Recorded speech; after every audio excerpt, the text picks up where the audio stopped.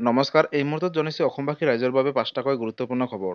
মুখ্যমন্ত্ৰী ডক্টৰ হিমন্ত বিশ্ব শৰ্মাই আজি এক সাংবাদিকমেলৰ জৰিয়তে পাঁচটাকৈ অসমবাসী ৰাইজৰ বাবে আঁচনি আৰম্ভ কৰিছে আৰু কি আঁচনি কেনেকৈ চাব আৰু কি কৰিব লাগিব সবিশেষ চাওক এইটো ভিডিঅ'ৰ মাধ্যমত।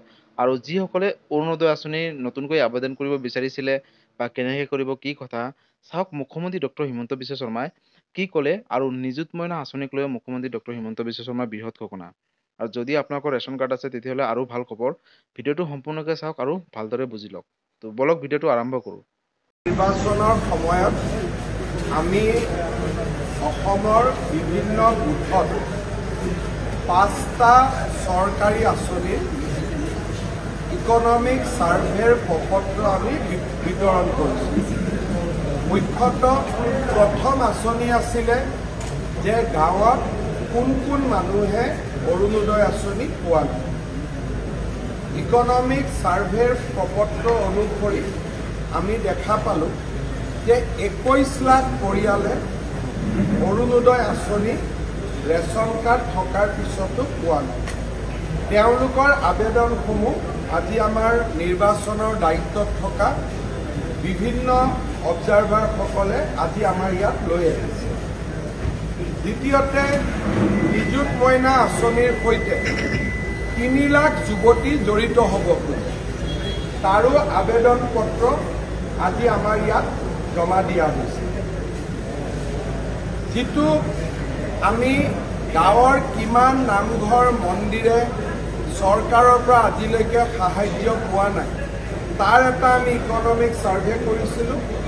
36,000 নামঘৰ মন্দিৰে চৰকাৰৰ পৰা এতিয়ালৈকে বিশেষ আঁচনি পোৱা নাই, তাৰো নাম আজি আমি ইয়াতে সংগ্ৰহ কৰিলোঁ। ঠিক সেইধৰণে পঞ্চায়তৰ ৰাস্তা হওক, লোক নিৰ্মাণ বিভাগৰ ৰাস্তা হওক, এই বিভিন্ন যদি আমি ৰাস্তা চাওঁ, 21,000 ৰাস্তা মেৰামতি কৰিব লাগে বা নতুনকৈ নিৰ্মাণ কৰিব লাগে। এনেকুৱা আমাৰ ইকনমিক চেঞ্চাছত আমাৰ মাজলৈ প্ৰতিবেদন আহিছে। অৰুণোদয়ৰ বিষয়েও ক'লোঁ। এই গোটেই যিবিলাক আমাৰ সমীক্ষা পত্ৰ ঘূৰি আহিল, আজি আমাৰ লোকসভা নিৰ্বাচনত আমি বিধানসভা অনুযায়ী যিসকল আমি প্ৰভাৰী দিছিলোঁ, তেওঁলোকে সেই প্ৰপত্ৰসমূহ আমাক ঘূৰাই লৈ আনিলে। এতিয়া দলৰ ফালৰ পৰা এই প্ৰপত্ৰখিনি স্কেনিং কৰি ইয়াৰ নাম ঠিকনা। বন্ধু বান্ধৱীসকল, আপোনালোকে গম পালে মুখ্যমন্ত্ৰী ডক্টৰ হিমন্ত বিশ্ব শৰ্মাই অৰুণোদয় আঁচনিক লৈ ডাঙৰ ঘোষণা কৰিলে। ইতিমধ্যে 21 লাখ পৰিয়ালৰ ৰেচন কাৰ্ড আছে, কিন্তু তেওঁলোকে এতিয়ালৈকে ৰেচন কাৰ্ড থকাৰ পিছতো অৰুণোদয় আঁচনি ধন লাভ কৰা নাই। অৰ্থাৎ 21 লাখ পৰিয়ালে অৰুণোদয় আঁচনি পোৱা নাই। আৰু মুখ্যমন্ত্ৰী এই বিষয়ক লৈ বহুত ডাঙৰ ঘোষণা কৰিলে। অতি শীঘ্ৰেই এই 21 লাখ ফেমিলি ৰেচন কাৰ্ড থকা পৰিয়ালে অৰুণোদয় আঁচনিৰ বাবে আবেদন কৰিব পাৰিব।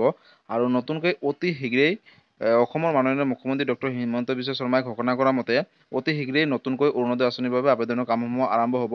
আৰু যিসকলৰ ৰেচন কাৰ্ড আছে তেওঁলোকে এই অৰুণোদয় আঁচনিৰ বাবে আবেদন কৰিব পাৰিব। আৰু 21 লাখ পৰিয়ালে নতুনকৈ অৰুণোদয় আঁচনিৰ বাবে আবেদন কৰিব পাৰিব।